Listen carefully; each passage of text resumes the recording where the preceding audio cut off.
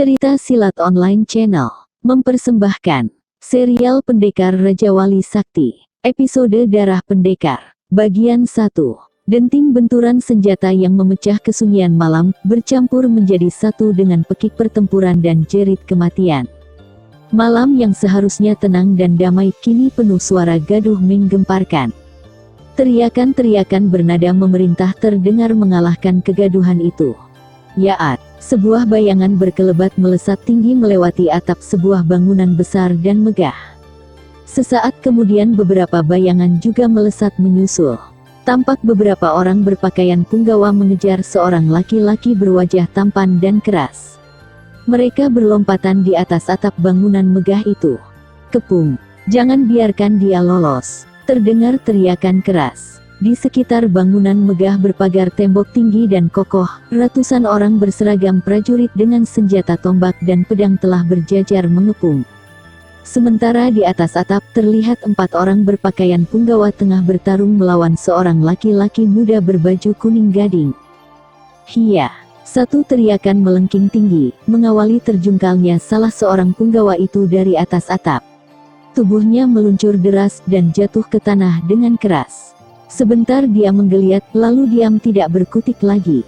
Dadanya berlubang besar, sedangkan lehernya hampir putus. "Pasukan panah, siap!" Terdengar teriakan memerintah. Puluhan orang berseragam prajurit langsung memasang anak panah pada busurnya. Sementara pertarungan di atas atap masih terus berlangsung. Seorang punggawa lagi tampak terpental dan hampir jatuh ke tanah, dan untungnya masih sempat berpegangan. Belum lagi punggawa itu bangkit, terdengar teriakan melengking tinggi. Kembali seorang lagi terjungkal dengan darah muncrat dari tubuhnya. "Hiya!" Orang berpakaian kuning gading itu melesat cepat ke atas tembok tinggi yang membatasi bangunan besar itu dengan jalan desa. Pada saat itu terdengar teriakan keras memerintah, maka dengan serentak puluhan anak panah melesat ke arah laki-laki muda berbaju kuning gading itu. Namun dengan gesit sekali laki-laki muda itu memutar pedangnya, menghalau hujan panah. Dan dengan satu lompatan manis, tubuhnya meluruk turun keluar pagar benteng itu. Kembali teriakan keras bernada perintah terdengar saling susul. Saat itu juga pintu gerbang benteng yang mengelilingi bangunan megah itu terbuka. Puluhan prajurit dan punggawa keluar dengan kuda yang dipacu cepat. Seorang laki-laki tua mengenakan baju jubah putih yang panjang dan lebar, memacu kudanya paling depan. Di belakangnya terlihat 3 orang lainnya yang juga sudah berusia lanjut. Puluhan prajurit dan punggawa mengikuti dari belakang. "Berpencar!" teriak laki-laki berjubah putih itu keras. Tanpa ada yang membantah, mereka berpencar membentuk kelompok sendiri-sendiri. Sedangkan laki-laki berjubah putih itu menghentikan laju kudanya, diikuti seorang laki-laki tua lainnya. Sedangkan 2 laki-laki lainnya terus berpacu bersama beberapa orang prajurit. Seorang pemuda tampan dan gagah terlihat memacu kuda mendekati 2 orang tua itu. Di belakangnya menyusul seorang gadis berwajah cantik dengan baju merah menyala. Di balik punggung mereka menyembul gagang pedang. Mereka menghentikan kudanya tepat di depan 2 orang tua itu. "Bagaimana, Paman?" tanya pemuda tampan itu. "Ampun, Gusti," laki-laki tua berjubah putih itu membungkukkan badannya memberi hormat. "Sampai saat ini kami belum berhasil." Bagaimana awal kejadiannya?" tanya pemuda itu lagi. "Kakang Danupaksi, sebaiknya Kakang jangan banyak tanya. Yang penting orang itu harus segera ditangkap kembali," selak gadis berbaju merah di sampingnya. "Benar, Nini Cempaka. Dia memiliki ilmu yang sangat tinggi dan berbahaya. Gusti Prabu Rangga pasti murka bila mengetahui tawanannya berhasil melarikan diri," sambung laki-laki di samping orang berjubah putih. Sesaat mereka terdiam membisu saling melemparkan pandangan. Kata-kata laki-laki tua yang memakai pakaian seorang panglima perang itu seolah-olah mengingatkan kalau raja mereka kini tengah tidak ada di istana. "Paman Bayan Sudira, Eyang Lintuk," kata Danupaksi. "Hamba, Gusti," 2 orang laki-laki tua itu membungkuk hormat. "Teruskan pengejaran, sementara aku akan mencari Kanda Prabu," kata Danupaksi. "Tunggu!" Tiba-tiba terdengar teriakan keras. 4 orang berkuda itu langsung menoleh ke arah sumber suara tadi. Tampak seorang gadis muda dan cantik sudah berdiri tidak jauh dari mereka. Gadis yang mengenakan pakaian seorang pendekar wanita berwarna hijau muda itu melangkah mendekati. Tidak boleh ada yang meninggalkan istana, kata wanita itu tegas. Kak Mayang, Cempaka mau membantah. Jangan membantah adik Cempaka, sentak wanita yang ternyata bernama Mayang itu. Kanda Prabu tidak mengizinkan seorang pun keluar istana. Apa kalian sudah lupa? Tapi keadaannya genting adik Mayang. Seorang tawanan khusus Kanda Prabu yang sangat berbahaya telah melarikan diri. Tidak sedikit prajurit dan punggawa yang tewas, kata Danupaksi mencoba memberi pengertian. Itu bukan alasan yang tepat untuk meninggalkan istana, Nini Mayang. Jika demikian perintah Gusti Prabu, izinkan hamba yang mencari Gusti Prabu, kata Eyang Lintuk menengahi. Dia tahu kalau 3 orang muda itu adalah orang-orang yang dekat dengan Prabu Ranggapati Permadi. Danupaksi dan Cempaka adalah adik tiri Prabu Rangga. Sedangkan Mayang murid dari bibi mereka yang tewas tanpa diketahui sebab-sebabnya. Untuk lebih jelasnya tentang tokoh-tokoh itu, baca serial Pendekar Raja Wali Sakti dalam episode Rahasia Kalung Keramat dan Perawan Rimba Tengkorak. Mereka semua tahu kalau Raja telah berpesan agar mereka jangan meninggalkan istana sampai tugasnya mengejar seorang panglima yang hendak memberontak selesai. Mereka sadar betul kalau Raja mereka adalah seorang pendekar yang bergelar Pendekar Raja Wali Sakti. Tidak ada seorang pun di kerajaan Karangsetra ini yang mampu menyamai kepandaiannya. Kerajaan Karangsetra sangat membutuhkanmu, Eyang Lintuk, kata Mayang pelan suaranya. Di antara kalian semua, hanya aku yang tidak punya kepentingan khusus di Karangsetra ini. Danupaksi, Cempaka, Eyang Lintuk, dan Paman Bayan Sudira bisa mengerti kata-kata Mayang. Cempaka melompat turun dari punggung kudanya, lalu menghampiri wanita cantik yang sudah dianggap sebagai kakaknya itu. Kak Mayang, jangan berkata demikian. Kau tahu Kanda Prabu Rangga sangat memperhatikanmu. Kehadiranmu di sini sangat berguna dan kami semua menganggapmu sebagai keluarga istana, kata Cempaka lembut. Terima kasih adik Cempaka. Hanya saja, dalam suasana seperti ini orang yang tepat untuk mencari Kanda Prabu adalah aku sendiri, tegas Mayang. Cempaka memandang Eyang Lintuk dan Paman Bayan Sudira bergantian. Kedua orang itu hanya mengangkat bahunya saja. Cempaka beralih memandang Mayang dan memeluknya hangat. Sementara Danupaksi juga melompat turun dan menghampiri. Kembalilah secepat mungkin, kata Danupaksi. Mayang hanya tersenyum saja kemudian berbalik. Tapi Cempaka menarik tangannya. Pakai kudaku, biar lebih cepat. Cempaka menawari. Kau baik sekali adik Cempaka, ujar Mayang seperti ingin menolak. Ayolah, kau pasti membutuhkannya. Mayang tidak bisa menolak lagi. Segera dia melompat ke punggung kuda putih itu, kemudian menggebahnya dengan cepat. Sejenak 4 orang itu masih memandangi kepergian Mayang sampai bayangan tubuhnya tidak terlihat lagi.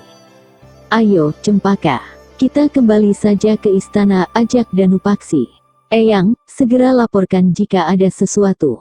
Baik, Gusti. Cempaka segera melangkah diikuti Danupaksi yang menuntun kudanya. Sedangkan Eyang Lintuk dan Paman Bayan Sudira kembali memacu kudanya mengelilingi tembok benteng istana Karangsetra ini. Beberapa prajurit masih terlihat berjaga-jaga, sedangkan puluhan lainnya memeriksa setiap pelosok kota. Mereka terus mencari seorang tawanan yang melarikan diri dan menewaskan banyak prajurit dan punggawa. Malam sudah berganti pagi. Matahari telah terbit sejak tadi. Cahayanya menghangati Mayapada ini. Mayang mengendalikan kudanya yang kelelahan setelah semalaman dipacu cepat meninggalkan kerajaan Karangsetra. Laju kuda putih itu berhenti setelah sampai di sebuah sungai yang berair jernih dan mengalir tenang. Sungai itu tidak terlalu besar, dan kelihatannya pun dangkal. Sungai yang bernama Sungai Batang ini begitu jernih, sehingga dasarnya terlihat jelas. Mayang melompat turun dari punggung kuda, dan menuntunnya mendekati tepian sungai itu. Kita istirahat dulu di sini, Putih, kata Mayang. Kuda putih itu mengangguk-angguk seraya mendengus-dengus, lalu menjulurkan kepalanya ke sungai. Beberapa teguk air sungai telah mampir di leher kuda putih itu. Mayang tersenyum memandanginya. Beruntung sekali mendapat kuda yang perkasa ini. Kelihatannya memang berguna sekali. Gadis itu mengedarkan pandangannya ke sekeliling. Dia tahu kalau dirinya sudah jauh meninggalkan Karangsetra, dan sekarang ini berada di satu tempat yang Mayang tak sempat melanjutkan lamunannya, karena tiba-tiba sebatang tombak panjang meluncur deras ke arahnya. Gadis itu langsung melompat cepat dan berputar di udara, maka tombak itu lewat di bawah kakinya. Dan begitu kakinya mendarat di tanah, dari dalam semak belukar muncul 3 orang laki-laki bertubuh tinggi besar dan berwajah kasar penuh brewok. Hehehe. Ketiga laki-laki itu terkekeh melihat seorang gadis cantik di depannya. Mayang menggeser kakinya sedikit ke samping. Dia sadar kalau sekarang berhadapan dengan manusia-manusia liar yang sangat kejam. 3 orang itu dikenal dengan julukan hantu Sungai Batang, yang menguasai sekitar sungai ini. Mereka memang tidak memiliki pekerjaan lain, kecuali membegal siapa saja yang lewat di daerah Sungai Batang ini. Tidak peduli apakah itu pedagang, atau hanya pelintas saja. Hehehe, hari ini kita beruntung sekali adik-adik, kata salah seorang yang berada di tengah. Benar Kakang. Hari ini aku tidak peduli apakah dia punya harta atau tidak, yang penting, sambut yang berada di kanan.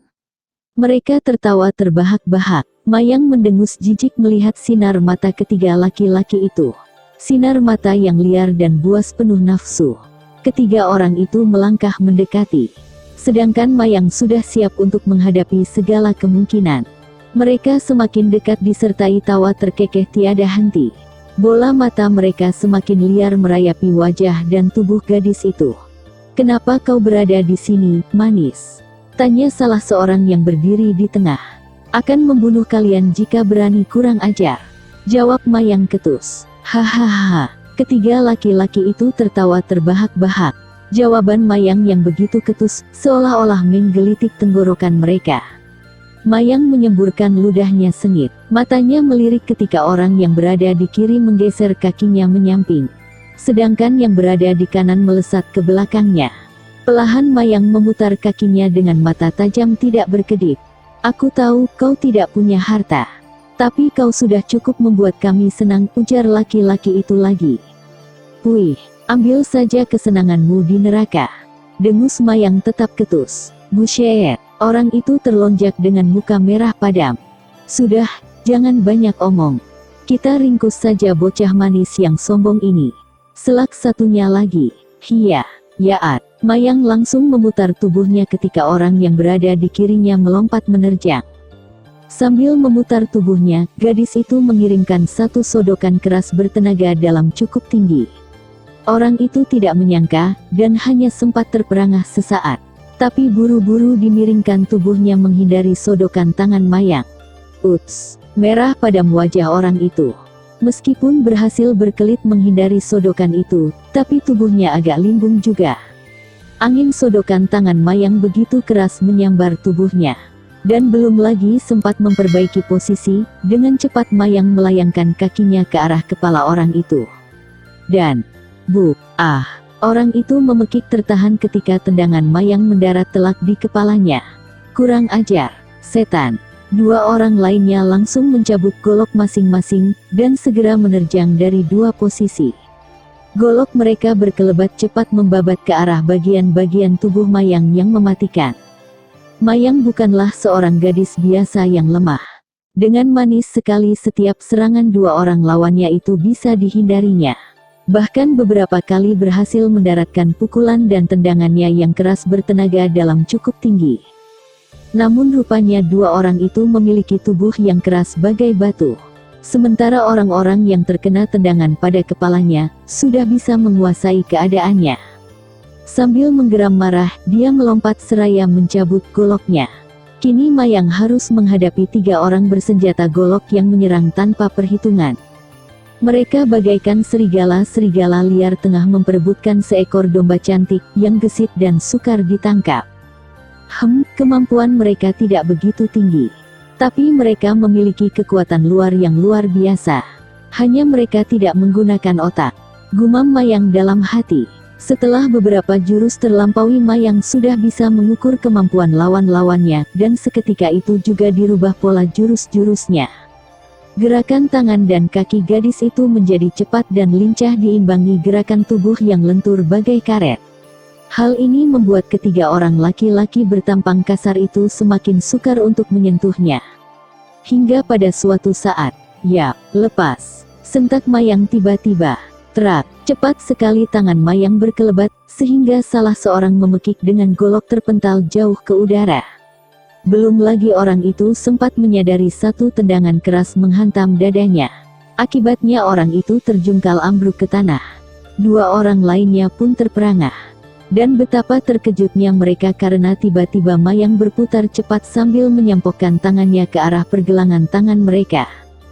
"Lepas!" seru Mayang keras. "Ah! Dua orang itu memekik tertahan. Segera suara erangan menyusul, begitu dua pukulan bersamaan menghajar dada mereka. Dua tubuh pun terjungkal keras menghantam bumi. Mereka menggeliat-geliat sambil mengerang kesakitan. Sementara Mayang berdiri tegak bertolak pinggang. Tiga orang laki-laki itu berusaha bangkit. Setelah mampu berdiri, mereka serentak berlari. Namun Mayang dengan cepat melentingkan tubuhnya dan menghadang mereka. Ketiga orang yang berjuluk hantu Sungai Batang itu terkejut melihat Mayang tahu-tahu sudah berdiri menghadang. "Mau lari kemana, keparat?" desis Mayang dingin. Ketiga orang itu kembali berbalik dan berlari.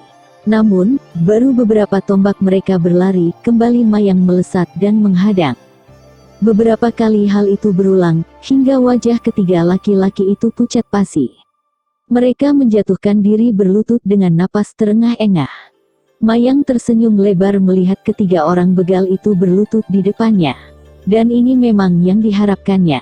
Dengan sikap dibuat angkuh, gadis itu memandangi satu-satu wajah yang pucat dengan sinar mata penuh kepasrahan. Napas mereka masih tersengal, dan keringat menitik deras membasahi wajah. "Ampunkan kami, Nini, jangan bunuh kami," ratap orang yang ada di tengah. "Hah, kalian takut mati juga rupanya," dengus Mayang sinis. "Ampun, Nini, kami bersedia mengabdi asal jangan dibunuh," ratapnya lagi. "Baik, aku ampuni kalian," kata Mayang. "Terima kasih, Nini," sambut mereka gembira, serentak bersujud sampai kening mereka menyentuh tanah. "Tapi ada satu syarat." "Oh, katakan, Nini, apa syaratnya?" "Kalian harus bertobat. Mulai saat ini, tinggalkan semua pekerjaan kalian." "Baik, Nini. Kami berjanji." "Bangunlah." Ketiga laki-laki itu bangkit berdiri. Namun kepalanya tertunduk dan tubuh agak membungkuk. "Dengar, mulai saat ini kalian menjadi pengikutku. Sekali melanggar kata-kataku, nyawa kalian akan kukirim ke neraka." "Paham, mengerti, Nini," sahut ketiga orang itu serempak. "Bagus." Mayang tersenyum. "Siapa nama kalian?" "Namaku Jalak," sahut orang yang di tengah memperkenalkan diri. "Dan mereka berdua adalah adik-adikku. Yang ini bernama Bawuk." Jalak menunjuk orang di sebelah kanannya. "Dan ini, Ranta." Mayang mengangguk-anggukkan kepalanya kemudian melangkah kembali ke tepi sungai. Gadis itu menghampiri kudanya yang tengah merumput tidak jauh dari situ. Mayang segera melompat naik ke punggung kuda putih itu. Sementara tiga orang laki-laki yang ditaklukkannya masih berdiri di tempatnya. "Kalian punya kuda?" tanya Mayang. "Oh, ada, Nini," sahut Jalak cepat. "Ambil," perintah Mayang. Ketiga orang itu bergegas beranjak pergi. "Hei, jangan semuanya. Satu orang saja." Jalak terus melangkah pergi, sedangkan Bawuk dan Rantak tetap tinggal. Mayang menggebah kudanya perlahan-lahan menghampiri kedua orang laki-laki itu. Matanya memperhatikan Jalak yang menerobos masuk ke dalam hutan. Tidak lama kemudian Jalak telah kembali membawa 4 ekor kuda. 2 ekor kuda syarat dengan beban. Mayang agak berkerut juga keningnya melihat beban yang begitu banyak pada punggung 2 ekor kuda. "Untuk apa barang-barang itu?" tanya Mayang. "Ini semua adalah harta kami, Nini. Dan sekarang menjadi milik Nini," sahut Jalak. Kalau dibawa semua, lalu apakah 2 di antara kalian bersedia jalan kaki?" "Tidak, Nini," sahut Jalak kemudian dia bersiul nyaring. Tidak lama terdengar suara ringkik kuda, disusul munculnya seekor kuda berwarna coklat tua. Keempat kakinya begitu tegap dan berwarna putih. Kuda itu menghampiri Jalak lalu menyodorkan kepalanya. Jalak tersenyum dan mengelus-elus kepala kuda itu. Hebat, puji Mayang tulus. Jalak segera melompat naik ke punggung kudanya. Tinggalkan semua barang-barang itu, perintah Mayang. Tapi, Nini, protes Jalak. Baiklah. Bawa saja seperlunya. Aku tidak ingin terlalu banyak beban mengikuti. Mayang mengalah juga. Bawuk dan Rantak segera menurunkan barang-barang dari punggung kuda itu tanpa diperintah lagi. Ketika salah satu peti kayu yang tebal dibuka, Mayang agak terperanjat juga begitu melihat isinya. Peti itu berisi hampir penuh uang emas. Belum lagi kantung-kantung yang kelihatan berat. Pasti semuanya berisi barang-barang berharga. Berpikir demikian, Mayang jadi merasa tidak enak kalau meninggalkan begitu saja barang sebanyak itu di tempat ini. Gadis itu memandang berkeliling, lalu menggebah kudanya perlahan-lahan.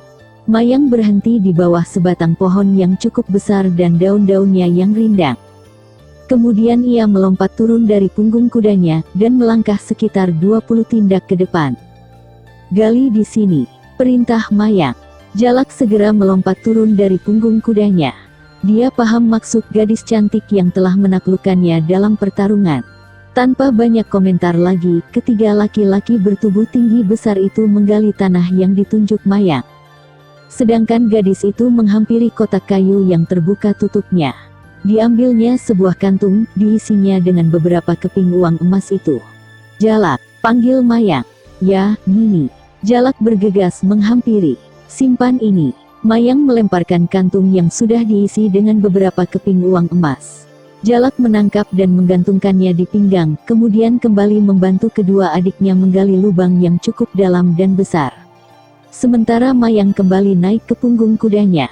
Ketiga laki-laki itu menyimpan barang-barang hasil rampokannya ke dalam lubang yang cukup dalam dan menguruknya hingga rata kembali. Mereka juga menaburinya dengan batu-batu dan pasir. Setelah merasa yakin tidak terlihat bekas galian, mereka segera melompat naik ke punggung kudanya masing-masing. Tanpa berkata apa-apa lagi, Mayang segera menggebah kudanya. Ketiga orang laki-laki bekas begal itu segera mengikuti. Mereka memacu cepat kudanya meninggalkan tepian sungai Batang. Debu mengepul diterjang kaki-kaki kuda yang berpacu cepat menembus lebatnya hutan. Mereka semakin jauh masuk ke dalam hutan dan lenyap di telan pepohonan yang rapat. Selanjutnya episode Darah Pendekar bagian 2. Masih bersama cerita silat online channel. Jangan lupa like and subscribe. Terima kasih.